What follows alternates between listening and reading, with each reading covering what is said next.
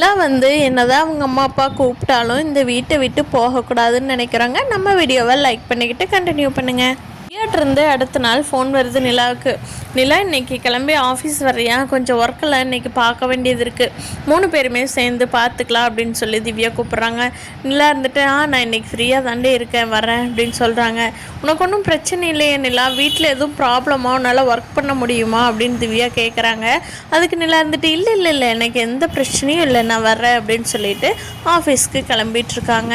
அப்போது சேரன் அண்ணா கேட்குறாங்க, என்னப்பா ஆஃபீஸ் வெளியில் கிளம்பிட்டு ஆஃபீஸ்க்காப்பா இல்லை வேலையெல்லாம் முடிச்சுதாப்பா ஆஃபீஸில் அப்படிங்கிறாங்க. அண்ணா ஆமாங்கண்ணா, உங்கள்கிட்ட சாரிங்கண்ணா, நேரமே சொல்கிறதுக்கு மறந்துட்டேன், எனக்கு லஞ்சு வேண்டாம், நான் வெளியில் பார்த்துக்கிறேன், காலையில் மட்டும் சாப்பிட்டு போயிடுறேங்கண்ணே, ஆஃபீஸில் கொஞ்சம் வேலை, நான் போயிட்டு வரேன் அப்படிங்கிறாங்க. அம்மா இருமா எல்லாத்துக்கும் செஞ்சது இருக்குது, நான் லஞ்சு கட்டி கொடுத்துட்றேன், கொண்டுகிட்டு போ அப்படிங்கிறாங்க. என்னங்கண்ணே நான் வேண்டாம், நான் பார்த்துக்கிறேன் அப்படின்னு சொல்லிட்டு நிலா நான் போய் பேக்கில் எடுத்துகிட்டு வரேன் அப்படின்னு சொல்லிட்டு உள்ளே போய் வெளியே வர்றாங்க. அப்போ தான் சோழன் வெளியே போயிட்டு சோஃபாவில் உட்குறாரு. நிலா வந்த உடனே வேகமாக எந்திரிச்சு நிற்கிறாரு. அந்த சைடில் நிலா பார்க்காத மாதிரி கிராஸ் பண்ணி போயிட்டு வரேன் பாண்டி, நானும் போயிட்டு வரேன்டா. பல்லவா நீ என் கூட பஸ் ஸ்டாப் வரைக்கும் வர்றியா, உனக்கு காலேஜ் இருக்கா என்னடா அப்படிங்கிறாங்க. அண்ணி ஆமாங்க அண்ணி, நான் ரெடியாக தான் இருக்கேன், நீங்கள் கிளம்புறது எனக்கு தெரியல, நான் கிளம்பிட்டு இன்னும் டைம் இருக்கேன்ட்டு உட்காந்துருந்தேன், அண்ணி வாங்க போகலாம், நான் கூட வரேன் அப்படின்னு சொல்லி வர்றாங்க. அப்போ சோழன் இருந்துக்கிட்டு சேரன் நாட்டு கேட்குறாங்க, நான் இன்றைக்கி அந்த வழியாக தான் வாடகைக்கு போவேன்னே, வேணா யாரையாவது அந்த ஆஃபீஸ் பக்கம் கொண்டே விடட்டுமா அப்படிங்கிறாங்க. அதுக்கு நிலா சோழனை பார்த்து முறைச்சிக்கிட்டே சேரன் அண்ணாட்ட பதில் சொல்கிறாங்க. அண்ணே நான் யாரையும் நம்பி இல்லை, யாரும் எங்கூட பேசுகிற வேலையெல்லாம் வச்சுக்க வேண்டாம், அவர் ஒரு வேலையை போய் பார்க்க சொல்லுங்கள் அப்படின்ட்டுறாங்க நிலா. ஆஃபீஸ் போன உடனே திவ்யா இருந்துக்கிட்டு, திவ்யா இன்றைக்கி ஒரு கிளைண்ட்டு பார்க்கணும், 3 பேர் போயிட்டு வந்துடலாமா. ஆமாம் நான் வண்டியில் வந்திருக்கியா நிலா அப்படிங்கிறாங்க. இல்லை திவ்யா, நான் பஸ் பிடிச்சி ஆட்டோவில் தான் வந்தேன், என்னோடய வண்டியும் இல்லை, அவளுக்கும் வண்டி இல்லை, பேசாமல் நம்ம கால் டாக்ஸி புக் பண்ணிடலாமா, எனக்கு தெரிஞ்ச ஒரு அண்ணா கடை வச்சுருக்காங்க, அவங்ககிட்ட புக் பண்ணிடலாம், நம்ம கிளைண்ட் பார்க்க 3 பேர் இருந்தால் 10 o'clock கிளம்பிடலாம் அப்படின்னு சொல்லி சொல்கிறாங்க. ஓகே கிளம்பிடலாம் அப்படின்னு சொல்லி நிலாவும் சொல்கிறாங்க. எல்லோரும் கால் டாக்ஸி புக் பண்ணிவிட்டு வெளியே கம்பெனி விட்டு பார்க்குறப்போ அந்த கால் டாக்ஸியே நம்ம சோழனோடது தான். முன்னாடி சோழன் ஓட்டிகிட்டு போகிறாரு, பின்னாடி 3 பேரும் பேசிகிட்டு வர்றாங்க. நிலாவுக்கும் திவ்யாவுக்கும் மட்டும்தானே சோழன் பிரச்சனையானது தெரியும், இன்னொரு பொண்ணுக்கு தெரியாது இல்லையா. அந்த பொண்ணு, ஹலோ சோழன் என்னங்க பயங்கரமாக சம்சார வேலைக்கு வந்த உடனே அடுத்து பின்னாடியே வந்துடுறீங்க, டாக்ஸி புக் பண்ணால் கூட நீங்கள் தான் வரணும்னு சொல்லி வர்றீங்களா, என்ன சோழன் இதெல்லாம் ரொம்ப டூ மச்சியா அப்படிங்கிறாங்க. இல்லைங்க அது அப்படிங்கிறாங்க. நிலாவும் திவ்யாவும் எதுவுமே பேசலை. திவ்யா ஐயோ நம்ம உண்மை சொல்கிறதா வேண்டாமா என்ன சொல்கிறதுனே தெரியாமல் முடிச்சுட்டு உட்காந்துருக்காங்க. நிலா எதுவுமே பேசலை. ஆனால் இன்னொரு பொண்ணு செம்மையாக ஓட்டிகிட்டு வர்றாங்க. இதெல்லாம் ரொம்ப டூ மச்சுங்க, அனுப்பிச்சி வச்சுட்டு 10 நிமிஷம் கூட உன்னால் வெயிட் பண்ண முடியாதா அப்படிங்கிறாங்க. அப்படியெல்லாம் இல்லைங்க அப்படின்னு சொல்லி சோழன் சொல்கிறாங்க. சைடில் கண்ணாடியில் பார்க்குறப்போ நிலா முறைச்சிட்டு வர்றாங்க. இல்லைங்க நான் அது நான் எதேச்சியாக தான் வந்தேன், இங்கே நீங்கள் தான் புக் பண்ணியிருக்கீங்கன்னு எனக்கு இப்போ தாங்க தெரியும் அப்படின்னு சொல்லி சோழன் சொல்கிறாங்க. 3 பேரும் போய் கிளைண்ட் பாட்டு வர வரைக்கும் சோழன் வெயிட் பண்ணிட்டு இருந்துட்டு தான் வர்றாரு. 3 பேரும் பார்த்துட்டு அந்த ஒர்க்கை ஓகே பண்ணிட்டு வந்துடுறாங்க. ஹே நிலா பாத்தியா, நீ எல்லாம் பெரிய ப்ராஜெக்ட் எடுத்து செய்ய போகிற, உன் வீட்டுக்காரர் நீ அடுத்து என்ன பண்ணலான்ட்டு இருக்காரு, இப்படியே வாடகைக்கு கார் ஓட்டிகிட்டு இருக்க போகிறாரா, என்ன ப்ரோ என்ன பண்ணுறீங்க, அடுத்த என்ன பிளான் அப்படின்னு சொல்லி கேட்குறாங்க. அப்போ சோழன் சொல்கிறாருங்க, இல்லைங்க நிலா ஃபஸ்ட்டு ஒரு ஜாப் ரெடி ஆகிருட்டும், அதுக்கப்புறமா நான் ஒரு ட்ராவல்ஸ் கம்பெனி ஆரம்பிக்கணுங்கிறதாங்க என்னோடய ஐடியா, ஒரு நாள் கண்டிப்பாக ஆகணுங்க, குறிப்பாக இன்னொரு 6 மாதத்தில் நான் பெரிய லைக் காட்டுறேனுங்க அப்படிங்கிறாங்க.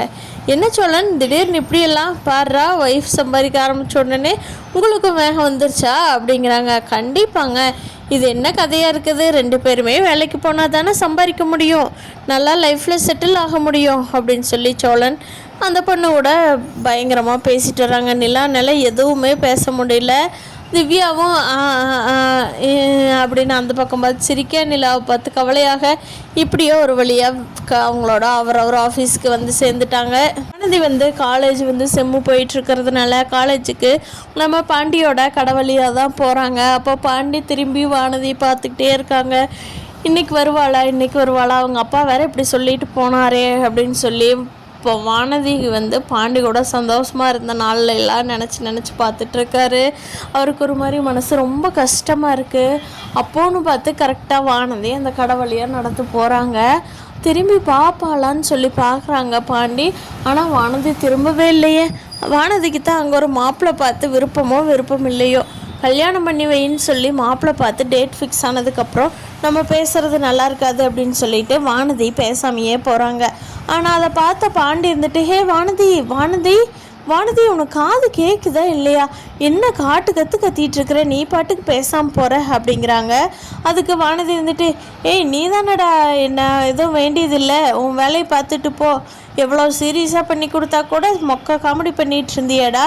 இப்போ நான் எப்படி உனக்கு சீரியஸாக தெரில, போ உன் கடையவே வச்சுட்டு அழுகு அப்படிங்கிறாங்க வானதி. அதுக்கு பாண்டி, என்ன வானதி, எனக்கு வேலை இருக்கிற அன்றைக்கி தானே நான் வர முடியல. ஒரு நாள் நேற்று நல்லா பேசினேன், நேற்றுக்கு ஒரு நாள் ஃபோன் பண்ணல, அதுக்குள்ளே இப்படி முகத்தை இழுத்துக்குவியா? நான் என்ன சுச்சுவேஷனில் இருந்தேன்னு உனக்கு தெரியுமா அப்படிங்கிறாங்க. ஆமாப்பா ஆமாம், நீ எல்லாம் பயங்கரமாக சுச்சுவேஷனில் தான் இருப்ப, எனக்கு தான் எதுவுமே வராதே அப்படின்னு சொல்லி கேட்குறாங்க. பாண்டி சொல்கிறாங்க, இன்றைக்கி உங்கள் அப்பா பார்த்தாரு, பார்த்துட்டு என்ன சொன்னார் தெரியுமா? என்னால் உங்கள் கல்யாணத்துக்கு எந்த பிரச்சனையும் வரக்கூடாது அப்படின்னு சொல்லி சொன்னார். என்கிட்ட சத்தியம் கூட வாங்கிட்டாரு தெரியுமா வானதி? ஆமாம், என்னை இவ்வளோ லவ் பண்ணி அதெல்லாம் பொய்யா வானதி? நீ பாட்டுக்கு சீக்கிரமாக ஒரு கல்யாணத்துக்கு ரெடி ஆகிட்ட, என்னோட நிலைமையில நீ யோசிக்கவே மாட்டே இல்லை நீ லவ் பண்ணவே இல்லையா, நான் தான் ஒன்றும் தப்பாக நினச்சிட்டனோ அப்படிங்கிறாங்க. அப்போது வானதி பிடிச்சிக்கிட்டாங்க பாண்டியை. என்னடா பாண்டி, பேசி முடிச்சிட்டியா? அவ்வளோதானா? உன்னோட இதெல்லாம் இன்னும் இருக்கா? ஏண்டா நான் வந்து கூப்பிட்டா கூட நீ பேசவே மாட்டேங்கிற, ஃபோனை அன்பிளாக் பண்ணி விட்டு 3 நாள் ஆகுது, இப்போ வரைக்கும் ஏண்டா கூப்பிடல? உங்கள் வீட்டில் உங்கள் வீட்டில் இருக்கிறவங்க எல்லாத்துக்கும் சமையல் பண்ணி போட்டால் கிண்டல் பண்ணி பேசுகிறாங்க உங்கள் வீட்டில், அதை நீ வேடிக்கை பார்த்துட்டு ரசிச்சிட்டு இருப்ப. ஏண்டா என்னை பார்த்தா உனக்கு எப்படா தெரியுது? கொஞ்சம் கூட எனக்கு சப்போர்ட் பண்ணாதவங்க கூட நான் வாழ்கிறதுக்கு புதுசாக ஒரு ஆளை கல்யாணம் பண்ணிக்கிட்டு எனக்கு தேவை ஒரே ஒரு மெடிக்கல் ஷாப்பு தான்டா வச்சுட்டு போயிட்டே இருப்பேன் அப்படின்னு சொல்லி வானதி சொல்கிறாங்க. பாண்டி, ஏண்டி உனக்கு நான் தேவையில்லை அப்படிங்கிறப்போ நான் எதுவும் பேச முடியாது, போய் கல்யாணம் பண்ணிக்கிட்டு சந்தோஷமாக இரு அப்படிங்கிறாங்க வானதி.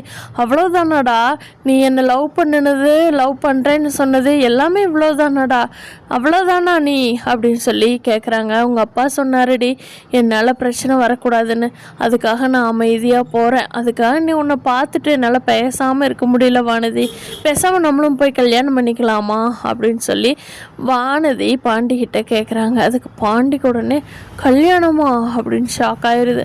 ஆல்ரெடி பண்ணின கல்யாணமே இப்போ டிவோர்ஸில் நிற்கிது, மறுபடியும் அடுத்த கல்யாணமா அப்படின்னு சொல்லி பாண்டி யோசிக்கிறாங்க. ஆனாலும் வானதிக்கு வேறு வழியில் அவசரப்பட்டு மாப்பிள்ளை பாருங்கன்னு சொல்லி அவங்கள மாப்பிள்ளை தேடி பிடிச்சி வானதி கூட்டிகிட்டு போய் ஃபிக்ஸ் பண்ணினதுனால வானதி கொஞ்சம் தப்பிக்கிறது ரொம்ப சிரமமான விஷயமாக தான் இருக்குது. பரவாயில்ல, வானதி எங்கேயோ கல்யாணம் பண்ணிக்கிட்டு போட்டு அப்போ தான் பாண்டி நிம்மதியாக இருப்பாருன்னு நினைக்கிறவங்க நம்ம வீடியோவுக்கு கீழே கமெண்ட் பண்ணுங்கள். நம்ம சேனலை இன்னும் சப்ஸ்கிரைப் பண்ணாதவங்க சப்ஸ்கிரைப் பண்ணிக்கோங்க. தேங்க்யூ.